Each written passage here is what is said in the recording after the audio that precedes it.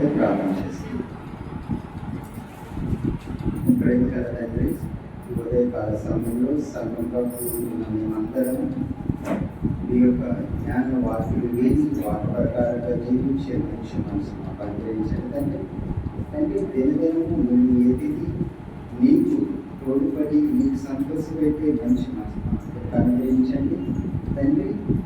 ఈ సంఘాన్ని నడిపిస్తున్న పాస్టర్ గారిని, సంఘాన్ని దీవించి ఆశీర్వదించి వారు నీ కొరకే చేసే ప్రతి పనిలో మాకు తోడుండమని మా ప్రభు రక్షకుడైన యేసు వారి పేరుకి ప్రార్థన సమర్పిస్తున్నాము తండ్రి. ఆమేన్.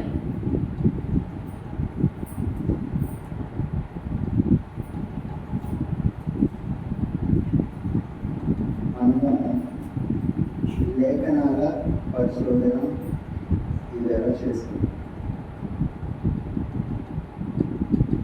లేఖనాల పరిశోధన అవసరమా?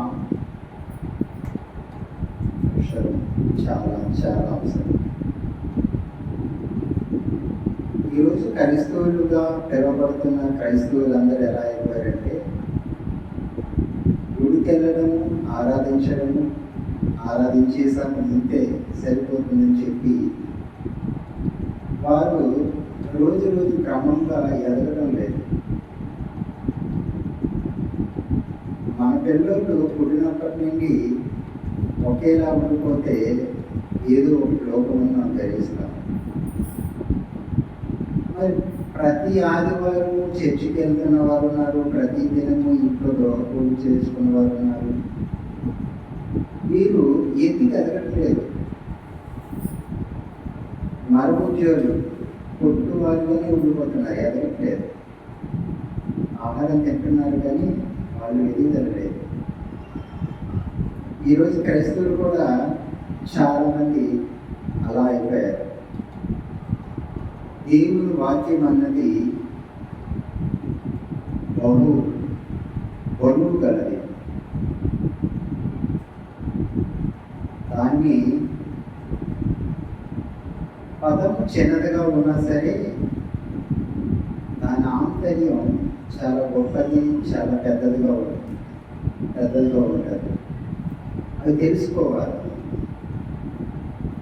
కనుక ఈరోజు మనము, మీరు బహుశా విన్నారేమో తెలియదు, ఈరోజు మనము దాన్ని కొంచెం జ్ఞానత ప్రసంగి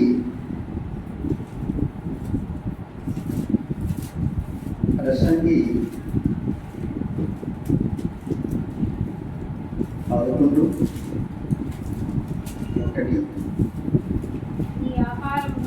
నీ ఆహారమును నీళ్ళ మీద వేయము,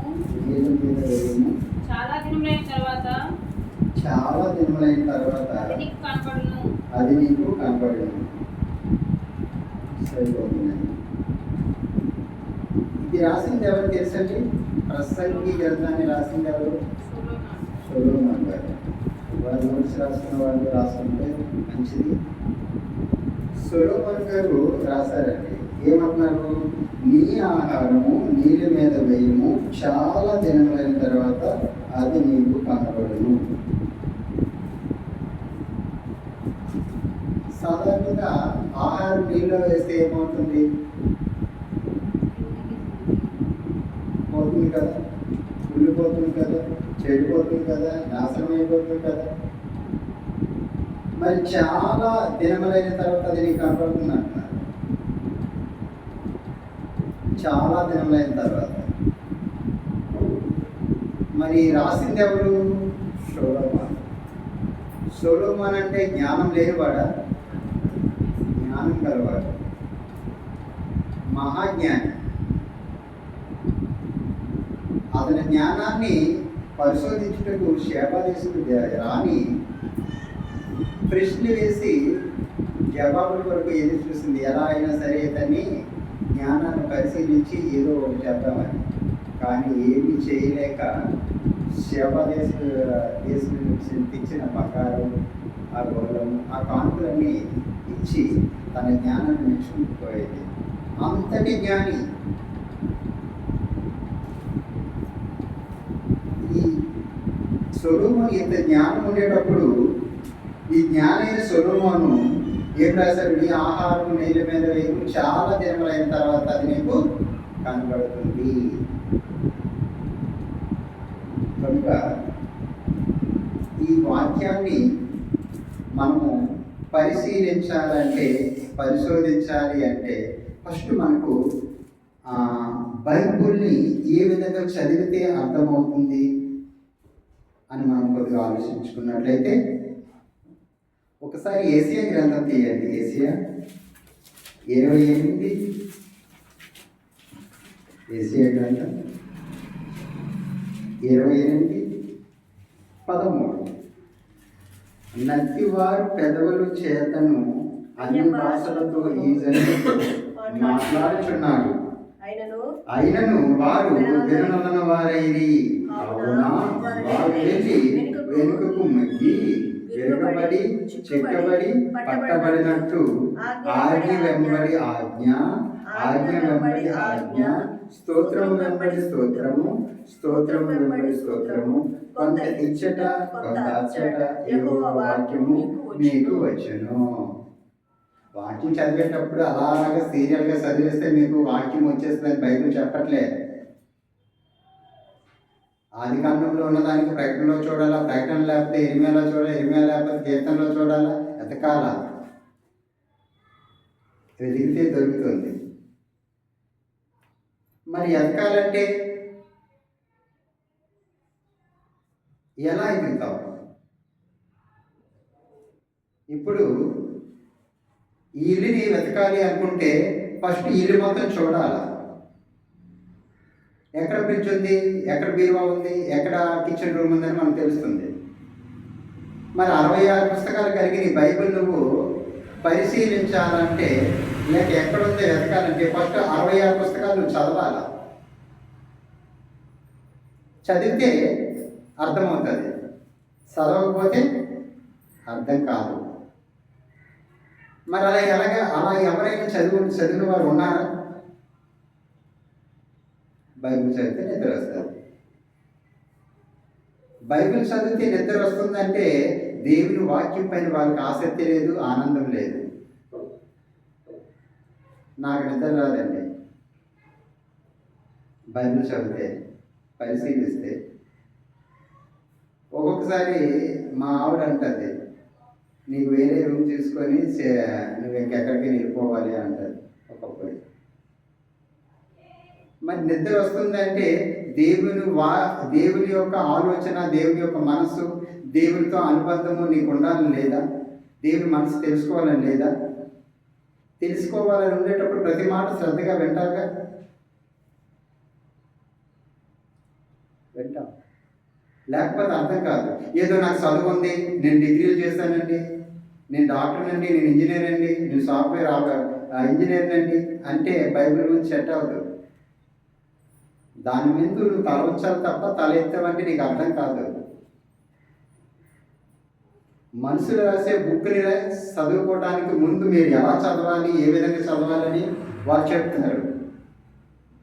అలాంటిది పరలోకమందున్న దేవుడు రాసిన గ్రంథాన్ని నీకు అర్థం కావాలంటే మనుషులు చదువు చదివేస్తే నీకు అర్థం కాదు. అలా అర్థమవుతుందేమో ఒకసారి చూద్దాము. ఏషియా గ్రంథం 29:11.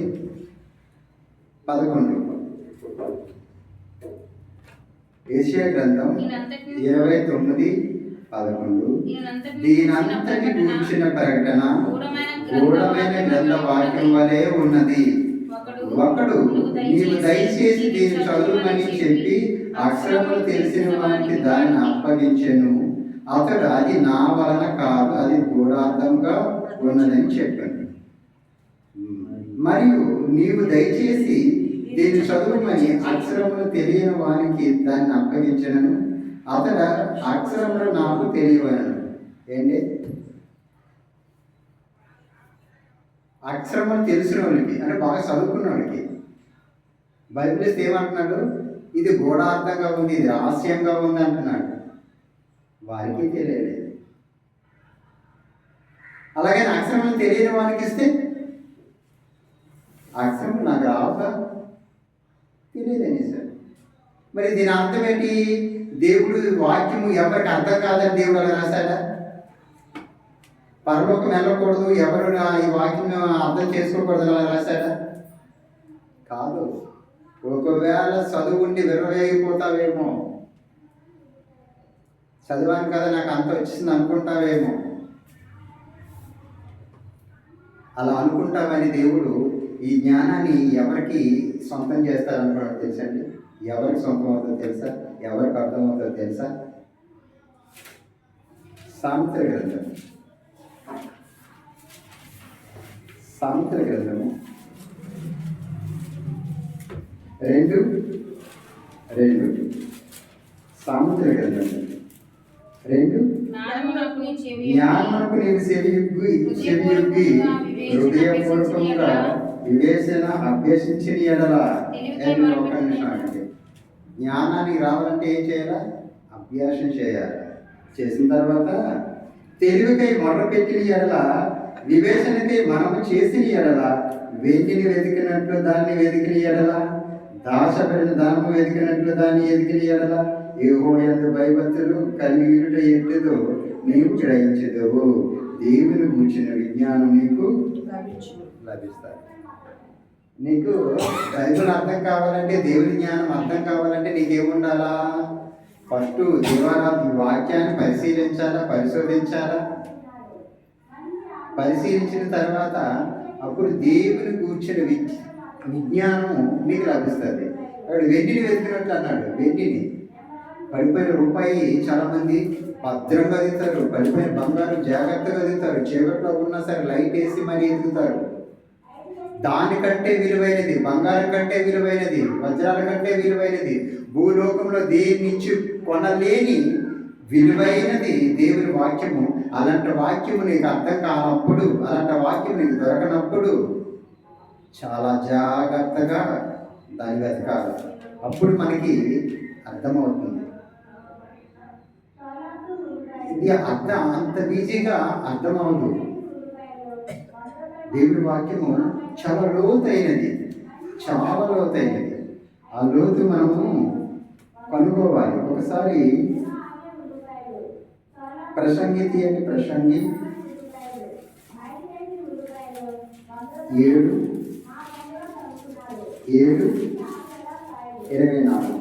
ప్రసంగి 7:24. సత్యమైనది దూరముగాను బహులోతుగాను దాన్ని పరిశీలన చేయగలవాడు ఎవరు? పరిశీలన చేయగలవాడు ఎవరంటే చాలా తక్కువ. చర్చకు చేరిపోయే వాళ్ళు ఎక్కువ. బైబిల్ ఉంటుంది కానీ బైబిల్ చదవము. ఒకటి రాత్రి అప్పుడు దెయ్యాలు లేక పేదకాలు రాకూడదని పొర కింద పెట్టుకుంటాము. ఆదివారం వస్తే చర్చికి తీసుకొస్తాము. అనారోగ్యం వస్తే మళ్ళీ పొర కింద పెట్టుకుంటాము. చాలా మంది ఇంట్లో బైబిల్ చూస్తామంటే బైబిల్ బూసిపట్టి ఉంటుంది అది, కాబట్టి ఎప్పుడు తీయరు వాళ్ళు. ఇది ఏమన్నారు? సత్యమైనది బహులోతుగా ఉంటుంది. బహులోతుగా ఉదాహరణకి చేపలు పట్టడానికి వెళ్ళేటప్పుడు మంచి చేపలు కావాలనేటప్పుడు మనం వల అంటే పడవపై ప్రయాణం చేసేటప్పుడు ఫస్ట్ కెరటాలు ఉంటాయండి. కెరటాలు అవి దాటి లోపలికి వెళ్ళిపోతే ప్రశాంతతగా ఉంటుంది. మంచి చేపలు మనకి పట్టుకునే అవకాశం ఉంటుంది. అలాగే బైబిల్ మనకి అర్థం కానప్పుడు కొద్ది కష్టంగానే ఉంటుంది. అది అర్థమైపోయింది అనుకోండి, బైబిల్ మనకు అర్థమైపోయింది అనుకోండి, మనకు ప్రశాంతతగా ఉంటుంది. ఇప్పుడు మీకు బైబిల్ అర్థం అవ్వడానికి ఈ వచనం చూపించాను. వాక్యం అనేది ఒకే దగ్గర ఉండదు. వాక్యం అనేది పరిశీలించుకోవాలి. వాక్యం అనేది ఎవరు పరిశీలిస్తే వస్తుంది? దేవుడి యొక్క బైబిల్ భక్తులు ఉన్నవారు పరిశీలిస్తే వారికి అర్థమవుతుంది. అది చాలా దూరం ఉంది కానీ దాన్ని మనం వెతకాలి. ఇప్పుడు ప్రసంగి 11 వద్దామండి. మనం చదువుతుంది ప్రసంగి 11:1. నీ ఆహారపు నీళ్ళ మీద వేయము, చాలా దినములైన తర్వాత అది నీకు కనబడును. కొంతమంది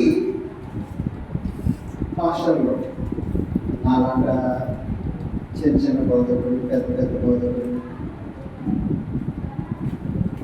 దీన్ని చాలా చక్కగా వారు మనసుకి ఏది తోసిందో వారు దాన్ని చెప్పేశారండి.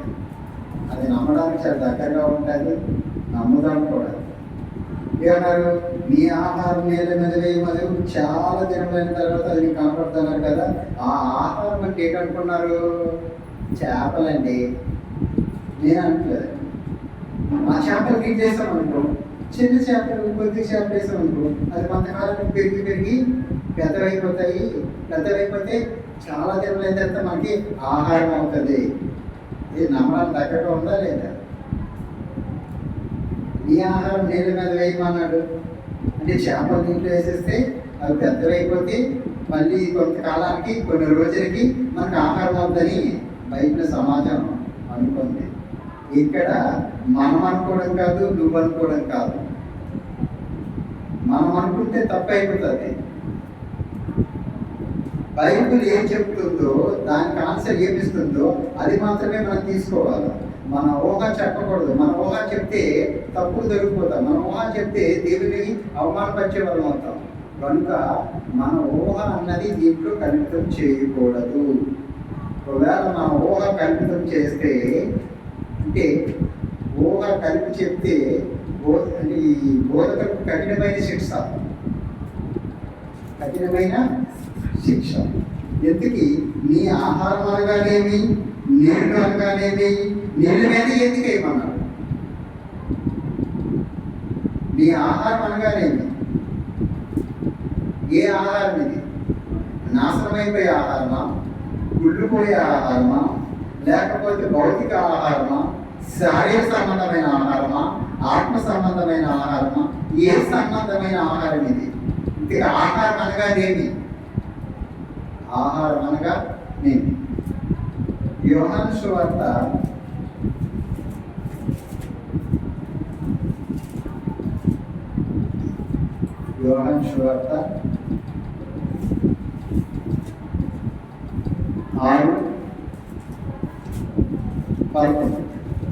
యోహాను సువార్త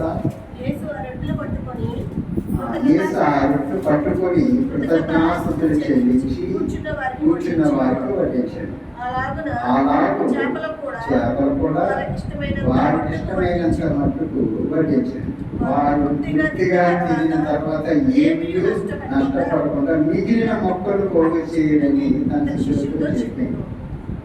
తర్వాత ఈ మాట చదవండి. ఇక్కడ వారు పూజించిన తర్వాత వారి యొక్క మిగిలిన 5 ఏపల రొట్టె ముక్కలు పోగి చేసి 12 గంటలు నింపారు.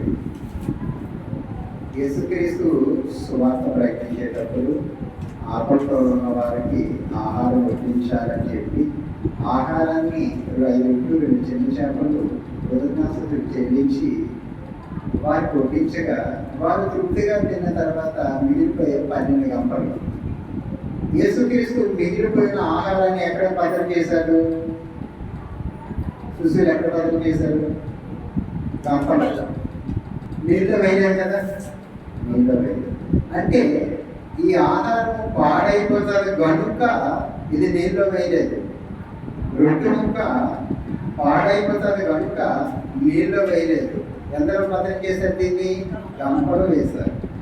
మరి సొలొమోను గారు ప్రసంగిలో చెప్తే నీ ఆహారం నీళ్ళ మీద వేయమన్నాడు. ఈ ఆహారం కాదది.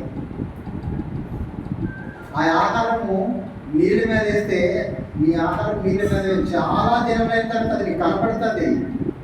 అది కుళ్ళిపోదు, అది చెడిపోదు, అది వాసన రాదు. ఎక్కడ వేయమన్నాడు? నీటిలో వేయమన్నాడు. కానీ చెడిపోయే ఆహారము, నాశనం అయిపోయే ఆహారము యేసుక్రీస్తు దేంట్లో భద్రం చేశాడు? యేసుక్రీస్తు దేంట్లో భద్రం చేశాడు? గంపలో భద్రం చేశారండి. గంపలో భద్రం చేశారు. అయితే సొలొమోను గారు చెప్పే ఆహారము ఈ రొట్టె ముక్క అంటే కాదు, లేక మనుషులు తినే భోజనం అయితే కాదు.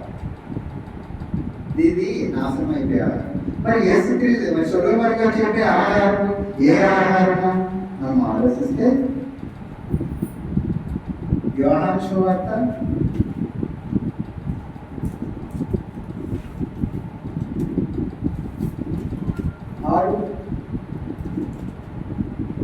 6:32 చదువుతామండి.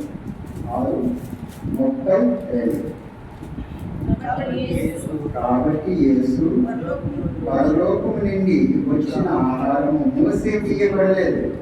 నా తండ్రి పరలోకం నుండి వచ్చి నిజమైన ఆహారం మీకు అనుగ్రహించి ఉన్నాడు. పరలోకం నుండి దిగి వచ్చి లోకమునకు జీవమునిచ్చినది దేవుడు అనుగ్రహించే ఆహారమై ఉన్నదని మీతో నిశ్చయంగా చెప్తున్నానని వారితో చెప్పాను. కావున వారు ప్రభువా ఈ ఆహారం ఎల్లప్పుడూ మాకు అనుగ్రహించమని అందుకు యేసు వారితో చెప్తాను. ఏమన్నాడు? జీవాహారమును నేనే. జీవాహారం ఎవరండి? యేసుక్రీస్తు. యేసుక్రీస్తు జీవాహారమై ఉన్నాడు. ఆ ఆహారము ఏమై ఉన్నది? వాక్యమై ఉన్నది. వాక్యానికి నాశనం ఉందా? వాక్యానికి అర్థం ఉందా? వాక్యం చెడిపోతుందా? వాక్యం కుళ్ళిపోతుందా? కాదే. కానీ యేసుక్రీస్తు జీవాహారం నేనే. మరి సొలొమోను గారు చెప్పిన ఆహారం ఈ ఆహారం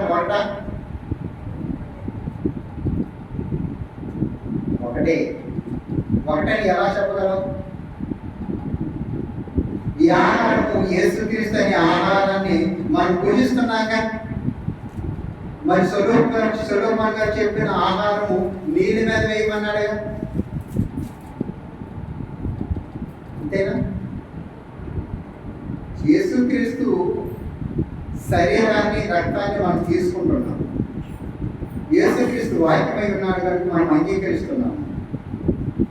ఈ ఆహారము మన శరీరానికి మనం తీసుకుంటాం, మన ఆత్మ రక్షించడానికి మనం తీసుకుంటున్నాం. జీవాహారం యేసుక్రీస్తు నేనే అన్నాడు.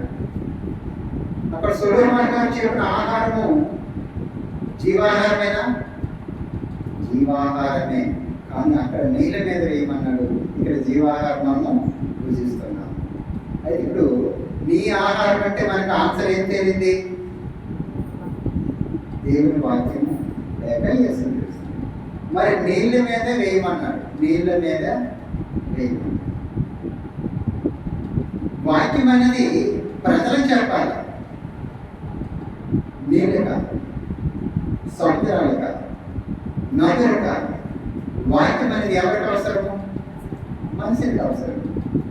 మరి సొలొమోను చెప్పాడు నీళ్ళ మీద వేయమన్నాడు. సొలొమోను అంత జ్ఞానహీనుడా? సొలొమోను జ్ఞానం లేదా? ఉంది. ఆయన జ్ఞానవంతుడే కనుక గూఢార్థంగా దాన్ని ఒకప్పుడు విడిపోయేది. ఈరోజు మనకి అది వీడిపోయేది. రహస్యమైనది ఏది బయలుపరచక ప్రేమైన వాళ్ళ ఎందుకు నీ ఆహారం అంటే ఎవరికి మనకి తెలిసిపోయింది.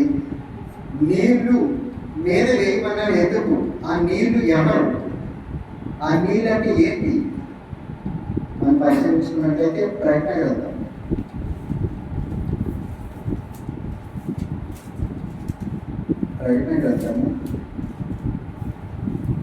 17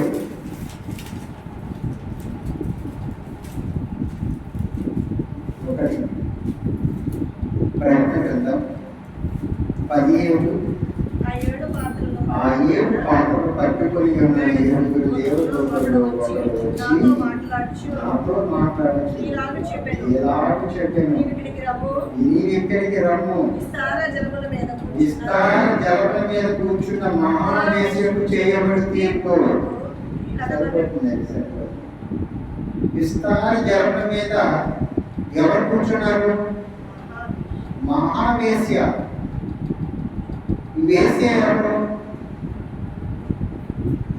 విస్తార జలముల మీద కూర్చుంది. ఈ వేశ్య ఎవరు? ఆయన జలముల మీద ఎందుకు కూర్చుంది? ఈ వేశ్యకున్న పేర్లేంటి? ఒకసారి ప్రకటన గ్రంథము 12 వేశ్యకున్న పేర్లు, సాతానుకున్న పేర్లు ఒకసారి చూసుకున్నట్లయితే ప్రకటన గ్రంథము 12:9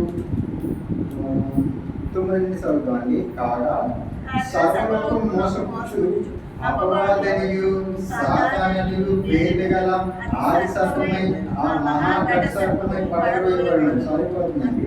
దీనికి చాలా పేర్లు ఉన్నాయండి. ఎవరికి? అపవాదికి చాలా పేర్లు ఉన్నాయి. దేవుడు వెలుగై ఉన్నాడు. ఇదేమై ఉంది? వెలుగు దోతి ఉంది, వేకువ చుక్కై ఉంది, తేజ నక్షత్రమై ఉంది. అపవాదనియు గడి సర్పమనియు ఆది సర్పమనియు అబద్ధానికి జనకడనియు. ఎన్ని పేర్లండి? చాలా పేర్లు. ఇప్పుడు దీనికి మరొక పేరేంటి? వేశ్య. అపవాదికి మరొక పేరేంటి? వేశ్య. ఈ వేశ్య ఎక్కడ కూర్చుంది? విస్తార జలముల మీద కూర్చుంది. అర్థమవుతుందా? అర్థమవుతుందా? విస్తార జలముల మీద వేసి కూర్చుంది. వేసి అంటే ఎవరు? సాతాను లేక అపవాది. విస్తార జలముల మీద అపవాదం కూర్చుంటే సొలొమోను గారు నీ ఆహారం దేని మీద ఏమన్నాడు? నేల మీద. నేల అంటే ఏంటి? జలములేగా. జలములేగా. జలం. అయితే నీ ఆహారము యేసుక్రీస్తు. యేసుక్రీస్తు ఏమైనా వాక్యం అంటూ వాక్యము ఎవరి మీద ఏమన్నాడు? జలముల మీద. మరి సాతాను ఏమి మీద కూర్చుంది? జలముల మీద.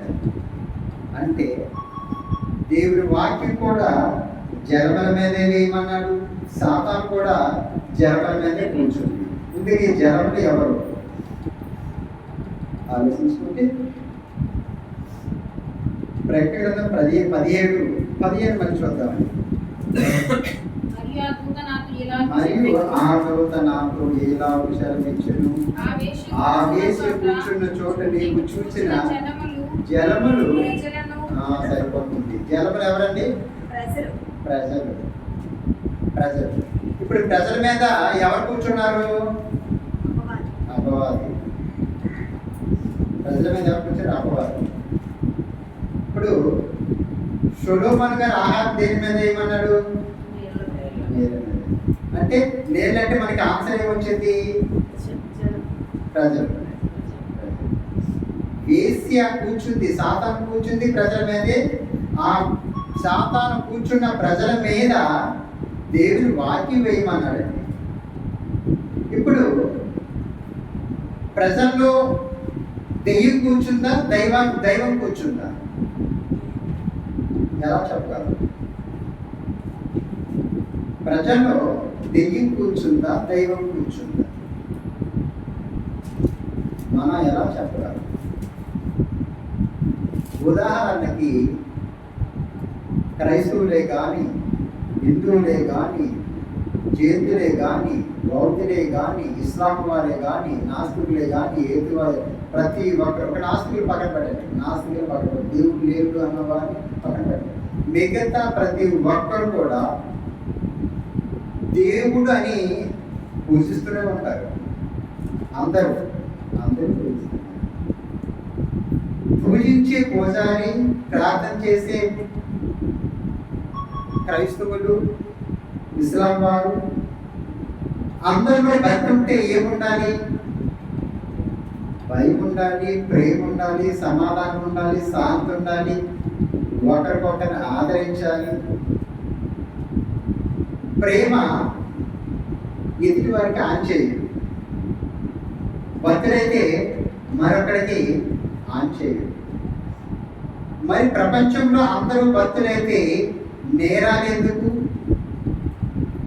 ఘోరాలు ఎందుకు? అక్రమాలు ఎందుకు? దోపిడీ విధానం ఎందుకు? అందరూ భక్తులు అయిన తర్వాత ఎక్కడ కూడా ఏ తప్పు జరగలేనప్పుడు పోలీస్ స్టేషన్ ఎందుకండి? కోర్టులు ఎందుకండి?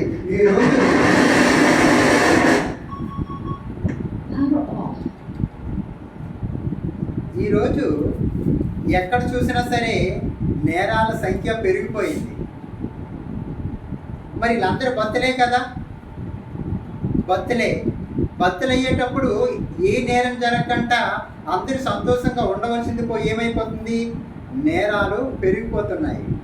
అంటే వీళ్ళు భక్తి ఉందా లేక దెయ్యపు శక్తి ఉందా? ప్రజల్లో భక్తి ఉందా, దెయ్యపు శక్తి ఉందా? దెయ్యం శక్తేనండి. దేవుడు ఉన్నాడు అనుకుని భ్రమలో ఉన్నారు, కానీ అందరిలో ఏముంది? ఎవరు స్థానం సంపాదించుకున్నారు? దెయ్యం సంపాదించి నేడు ప్రతి ఒక్కడికి అందరి హృదయాల్లో దెయ్యం చోటు చేసుకుంది. కాబట్టి మన హృదయాల్లో దెయ్యం వచ్చి కూర్చుండిపోయిందండి. దేవునికి దూరంగా బ్రతకడానికి, దేవుని కాకుండా చేయడానికి, దేవుని కన్నీటి రప్పించడానికి, అది ఉన్న ఆయనకి దక్కన పరలోకం మనకు దక్కుతుందనే ఆలోచించి అది నరకానికి మనందరినీ తీసుకెళ్ళిపోవడానికి దుష్ట ప్రయత్నం చేస్తుందండి. అలా ప్రయత్నం చేసి ప్రతి ఒక్కరి మనసులో దేవునికి బదులుగా దెయ్యం కూర్చుంటూ మనుషుల మధ్య మానవ హోమం సృష్టించి దేవుని కాకుండా దేవుని పిల్లల్ని మధ్యన సృష్టి పెట్టి కొట్టుకొని యుద్ధాలు చేసి సఫండ్రని పెట్టిందండి. అడట్లేదు. ఓ కుటుంబంలో ఒక 4 పిల్లలు ఉంటే ఏ తల్లి తండ్రి అయినా సరే మీరు కొట్టుకి సఫండ్ర అని చెప్తాదా? ఏ తండ్రి అని చెప్తాడా? చెప్పడండి. కానీ నేడు ఉన్న ప్రపంచ జనాభా అందరూ ఒక తండ్రి నుండి వచ్చిన పిల్లలే. వీరందరికీ తండ్రి అయిన దేవుడు ఒక్కడే. కానీ ఎందుకు అర్థం కొట్టుకు చేస్తున్నారు? ప్రాంతీయ తత్వం, కులతత్వము కొట్టుకొని చేస్తున్నారండి. యుద్ధం చేయి, చచ్చిపో, ఒక పేరు మిగులుతుంది. ఏంటని? అమరవీరుడు. ఒక పేరు ఏంటి? ఆ భార్య పిల్లలకి పురుషుడు ఒకడే ఆధారం. ఆ పురుషుడు చనిపోయిన తర్వాత అమరవీరుడు అని ఒక పేరు చెప్తావు, దండం పెడతావు, ఒక నినాదం పెడతావు, అంతే. ఆ కుటుంబానికి ఆదరించింది ఎవరండి? ఆ కుటుంబాన్ని పోషించింది ఎవరు? ఆ కుటుంబం కష్టంలో ఉండేటప్పుడు పరవశించేది ఎవరు? ఎవరు లేరుగా. ఈరోజు ప్రజల మధ్య ప్రతి ఒక్కరిలో దెయ్యం కూర్చుంటూ, ఈ దెయ్యంకున్న లక్షణం ఏంటంటే గర్వం అండి. ఎలాంటిదంటే ప్రతి మనిషిని అణిచేయాల, ప్రతి ఒక్కరిని తొక్కియాల.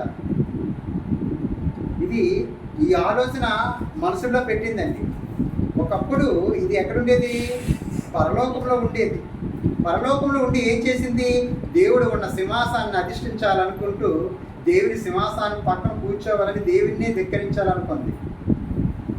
ఈ కోరిక ఎలా ఉంది చూడండి. ఈరోజు అదే కోరిక మనుషుల మధ్య. నువ్వేంట్రా పేదడుగా ఉంటావు, నీకంటే ఎదిగిపోతుంది, ఆడిని తొక్కి నువ్వు పైకి రా. అందరూ కూడా అంతేనండి. రాజకీయ నాయకులు కానీ, లేక మన పక్కోళ్ళు కానీ, ఇంటోళ్ళు కానీ, ప్రతి ఒక్క దగ్గర ఇంతే. ఒకటి తొక్కే నువ్వు బాగుపడు, వాడి సంగతి ఆలోచించొద్దు. నీ కుటుంబం కోసం నువ్వు ఆలోచించు, నువ్వు సంతోషంగా ఉంటే చాలు, ఎదుటి వారి కోసం ఆలోచించొద్దండి. మరి ఇలాంటి తంత్రపు ఆలోచనలన్నీ ఎవరికి ఉంటాయండి? భక్తుడికి ఉంటాయా? దేవుడు భయము భక్తుడికి ఉంటాయా? ఎదుటి వారిని మోసగించే ఆలోచన ఎవరికి ఉంటుంది? భక్తిపరుడిగా ఉండదుగా.